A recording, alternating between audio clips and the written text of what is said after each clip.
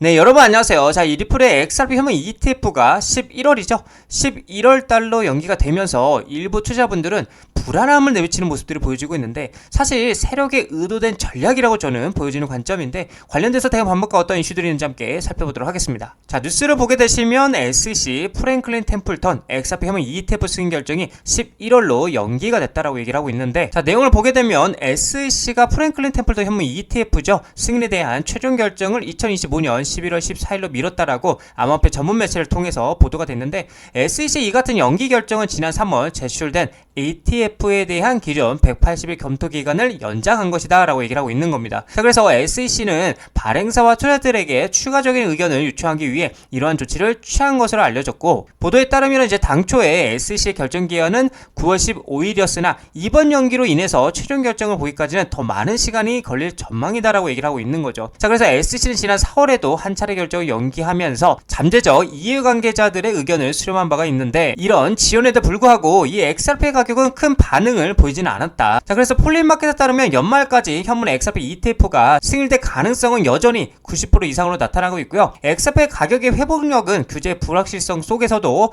투자자들의 신뢰가 견고하다는 것을 보여주는 신호일 수 있다라고 얘기를 하고 있는 거죠. 자, 제가 여러분들께 말씀드리고 싶은 거는 이 재료와 모멘텀이 계속해서 살아있다라는 건, 다시 말하면은 상승한 일만 남았다는 겁니다. 그렇기 때문에 세력들은 이 재료와 모멘텀을 빠르게 결정짓기보다는 오랫동안 이 모멘텀을 유지하면서 주가를 끌어올리려고 하고 있다라는 거죠. 자, 그래서 이 11월로 연기가 된 것은 단기적으로는 악재, 그쵸? 악재일 수는 있지만 장기적 관점에서는 11월 달까지 재료가 살아있는 것이기 때문에 오히려 저는 호재라고 볼 수 있다라고 말씀드릴 수 있을 것 같습니다. 그렇다 보니까 최근에 리플은 2년 만에 최대 매수세를 기록하면서 이 ETF 승인에 대한 기대감은 더더욱 커져가고 있는데, 자, 뉴스를 보게 되시면 리플 XRP 2년 만에 최대 매수세를 기록을 했고요. 가격 반등에 대한 기대감이 커지고 있는 상태인데, 자, 내용을 보게 되면 암호화폐 시장의 불확실성 속에서도 리플이 최근에 2년 만에 가장 강력한 매수세에 힘입어 가격 반전 가능성을 시사하고 있다고 얘기를 하고 있고요. 한 달 만에 약 170만 XRP가 누적되면서 장기 투자들의 낙관론이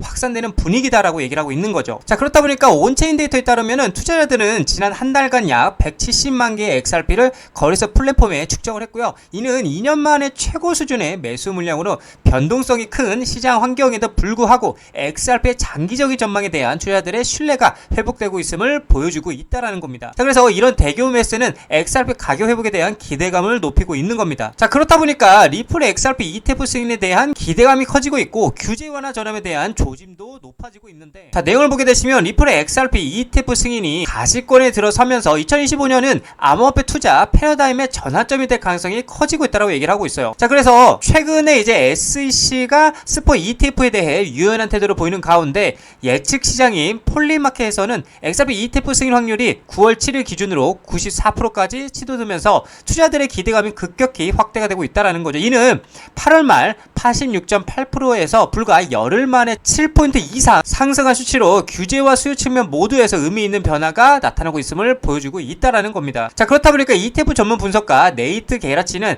개인적으로는 100%에 가까운 수준이라고 보고 있고요. 시장 참여자들이 XRP와 솔라나 ETF에 대한 수요를 과소평가하고 있다라고 지적하고 있다는 겁니다. 이는 앞서 비트코인과 이더리움 ETF가 승인된 당시에도 수요가 저평가됐던 것과 유사한 흐름으로 기관 자금의 잠재 유임을 가늠케 하는 발언이라는 겁니다. 또한 블룸버그 소속 애널리스트 제임스 세이퍼트와 에리 발추나스는 역시 XRP ETF 승인 확률을 95%로 유지하면서 낙관적인 전망을 공유하고 있다는 거예요. 자, 그도 그럴 것이 최근에 SEC와 CFTC가 디지털 자산 파생 상품에 대한 공동 규제 계획을 발표하면서 양 기관의 이례적인 협력 소식에 시장에서는 긍정적인 신호를 보내고 있기도 한데, 자, 뉴스를 보게 되시면 리플의 XRP 미 SEC, CFTC 디지털 자산 공동 규제 호재로 신바람이 났다라고 얘기를 하고 있는데, 소제목을 보게 되시면 자본증거금 요건 통일 및 보고 절차 간소화, 규제 간 차익거래 방지, 그리고 XRP 규제 불확실성이 해소가 되면서 급등이 나와주고 있고 파생상품 시장 활성화에 전망이 되고 있다라고 얘기를 하고 있어요.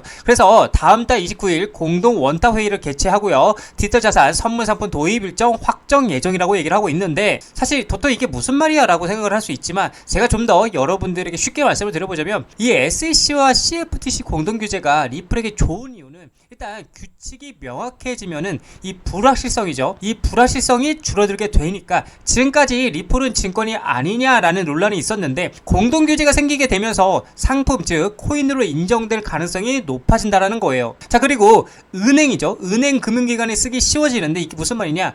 규제가 명확하게 되면, 그죠? 규제가 명확하게 되면 법적 리스크, 그죠? 이 법적 리스크 없이 리플을 어떻게 채택 가능성이 높아진다라는 겁니다. 그렇다 보니까 기관과 그리고 ETF 유입 가능성이 높아지게 되는데, 규제가 정해져야 뭐 ETF든 대형 투자자들이 불확실성 해소로 인해서 본격적으로 들어올 수 있게 된다라는 거죠. 그래서 결론은 규제가 생기면 오히려 누구에게, 이 리플에게는 더 안정적이고 공식적으로 인정받을 길이 열리게 된다라는 겁니다. 자, 그렇다 보니까 블랙록이 리플 스웰에 합류하게 되면서 XRP ETF에 대한 기대감도 커져가고 있는데, 자, 뉴스를 보게 되시면 블랙록 리플 스웰 2025 합류 XRP ETF 가능성이 들썩이고 있는데, 자, 내용을 보게 되면 자사운용사 블랙록의 디지털 자산 디렉터 맥스웰 스타인이 11월 뉴욕에서 열리는 리플 스웰 2025 행사에 연사로 참여할 예정이라고 지금 얘기를 하고 있는데, 리플은 이번 행사에 600명 이상의 참석자와 60명 이상의 연사가 참여할 것으로 예상하고 있다라고 얘기를 하고 있어요. 자, 그래서 스웰 2025 블랙록 임원 연사 명단에 올랐다라고 얘기를 하고 있는데, 리플 스웰의 공식 일정에 따르면 맥스웰 스타인은 로리 켈러리와 함께 토큰화된 금융자산이 자본시장을 어떻게 재편하고 있는지에 대해 논의할 예정이라고 얘기를 하고 있고요.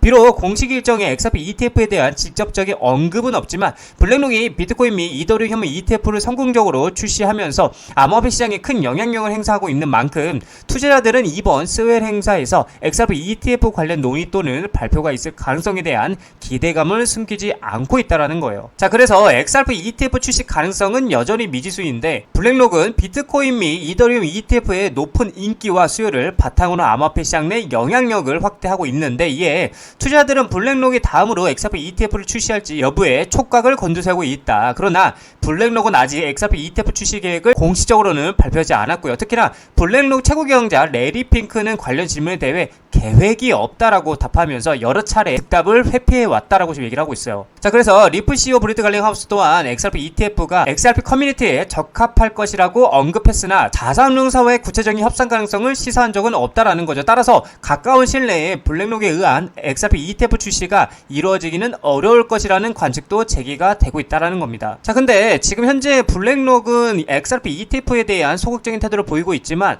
그레이스케일, 비트와이즈 등 경쟁 자산운용사들은 이미 XRP ETF 신청을 주도하고 있고요. 최근에는 앰플리파이 자산운용사가 SEC XRP 옵션 수익형 ETF 신청을 제출하기도 했는데, 이제 관심은 SEC가 10월에서 11월 사이 마감되는 XRP 관련 ETF 신청에 대해 어떤 결정을 낼지에 쏠리고 있고요. 잠재적인 승인이 이루어진다라면 블랙록 또한 XRP ETF 시장에 뛰어들 가능성이 커질 것으로 보인다라고 얘기를 하고 있죠. 자, 그리고 최근에 이제 억만장자 고든이 10월 18일을 언급하면서 XRP의 역사적 순간이 온다라며 의미심장한 메시지를 보내기도 했었죠. 자, 그래서 뉴스를 보게 되면 블랙록 현물 XRP ETF 신청을 주저하고 있는 5가지 이유에 대해서 지금 얘기를 하고 있는데, 자, 일단 이제 비트코인과 이더리움과 달리 고객 관심이 적고 규제 불확실성 등 고려한 듯이라고 얘기를 하고 있어요. 자, 그래서 그 첫 번째 이유로는 이제 제한적인 고객 관심이 되겠고, 그리고 두 번째는 규제 불확실성에 대한 신중한 접근, 그리고 세 번째는 경쟁 심화에 따른 수익률 감소 우려, 그리고 네 번째는 커뮤니티 기대와 다른 데이터 기반 전략이고, 마지막으로 이제 아시아 중심의 낮은 글로벌 수요라고 볼 수가 있는데, 자, 여러분들이 아셔야 될 게,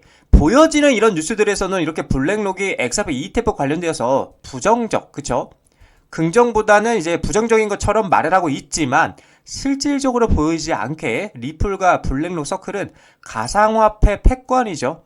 이 패권을 가져오기 위해서 한 배를 탔다라고 볼 수가 있는데, 자, 지금부터 그 근거에 대해서 좀 여러분들에게 말씀을 드려보자면, 이제 리플의 히든노드 인수라고 볼 수가 있는데, 히든노드는 이미 블랙록 토크나 펀드 생태계에 참여하면서 기관 투자자들에게 전통 자산과 그리고 디지털 자산 간의 가교, 그쵸? 이 가교 역할을 해왔어요. 근데 이 리플이 히든노드를 인수함으로써 블랙록의 인프라와 이제는 연결되어 있던 히든노드의 기관 네트워크가 이제 리플의 직접적인 영향권 아래에 놓이게 되었다라는 겁니다. 자, 그리고 또 중요한 건 뭐냐? 서클 인터넷 그룹의 IPO에서 이제 블랙록은 10%의 주식을 매입한 상태이기 때문에 현재 이제 이러한 이 리플 그리고 블랙록 서클, 그쵸?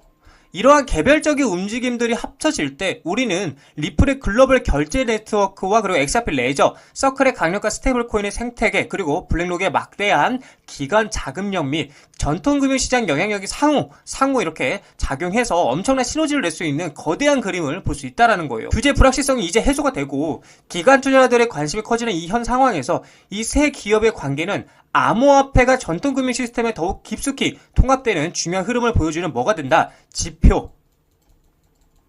이 지표가 될 것이라 라는 겁니다. 자, 그래서 리플서클 블랙록의 이 연관성은 단순히 독립적인 사건이 아니라 디지털 자산이 미래 금융의 핵심 인프라가 되는 과정에서 나타나는 아주 복잡하고도 전략적인 움직임을 반영하고 있고요. 앞으로 이들의 협력이 이 스테이블코인 시장에서 엄청난 변화를 줄 수 있다는 거고, 이렇게 되면 당연히 이 리플, 그쵸?